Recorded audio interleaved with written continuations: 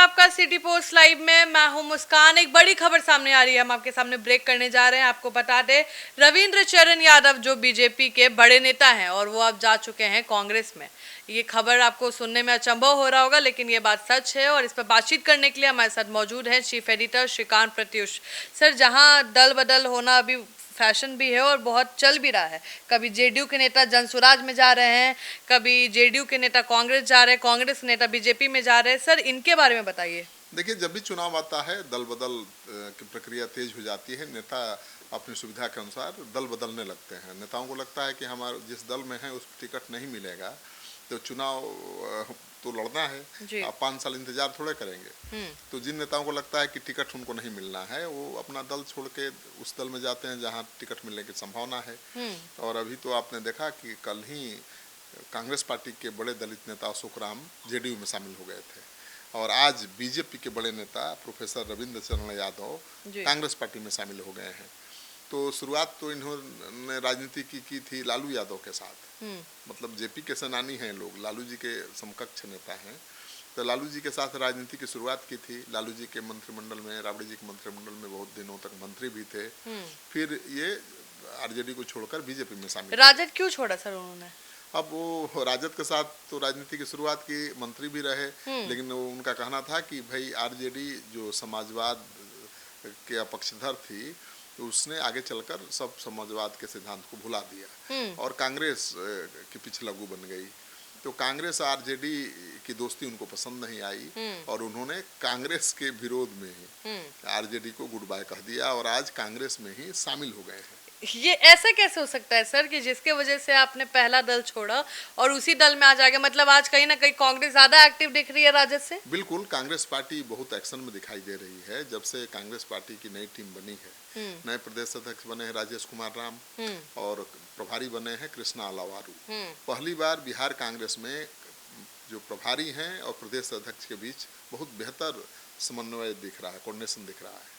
दोनों मिलकर फैसले लेते हैं और उन्होंने अपना तेवर भी दिखलाया है तेजस्वी यादव लालू जी को। बहुत तल्ख तेवर दिखाया। लेकिन सर एक और सवाल आ रहा है, राजद में तो पहले थे, अभी तो बीजेपी से कांग्रेस में गए हैं, तो बीजेपी मतलब दमसम कम लग रहा होगा या अंदर कुछ नहीं, बीजेपी में हो सकता है कि उनको लग रहा हो कि इस बार टिकट नहीं मिलेगा, वो टिकट चाहते होंगे।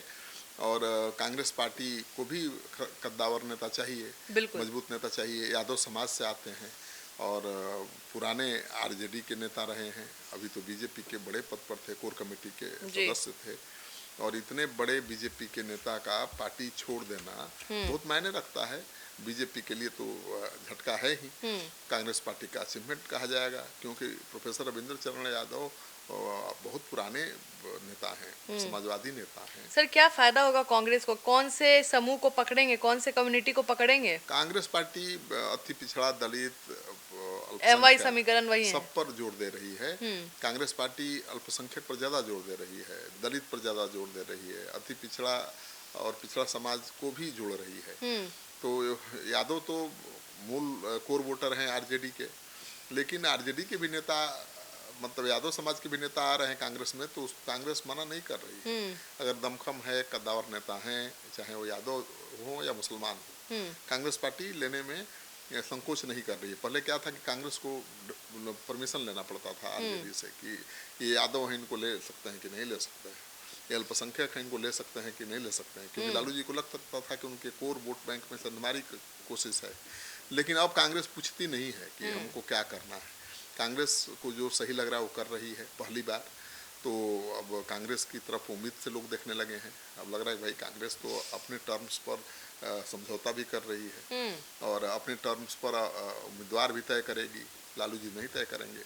तो उम्मीद बढ़ी है और इसलिए इतने बड़े बड़े नेता अब कांग्रेस की तरफ रुख करने लगे हैं। तो ये कांग्रेस के लिए बहुत बड़ी खबर है, कांग्रेस की बहुत बड़ी सफलता है।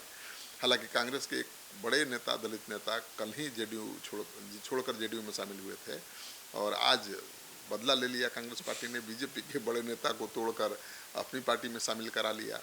हालांकि कांग्रेस पार्टी के जो अशोक राम बड़े नेता थे, पुराने नेता थे, उनके पिता दिलेश्वर राम भी कांग्रेसी थे, लेकिन वो लगातार चुनाव हार रहे थे, फिर भी कांग्रेस उनको लड़ा रही थी, लोकसभा, विधानसभा, उनके बेटे को भी लड़ाया।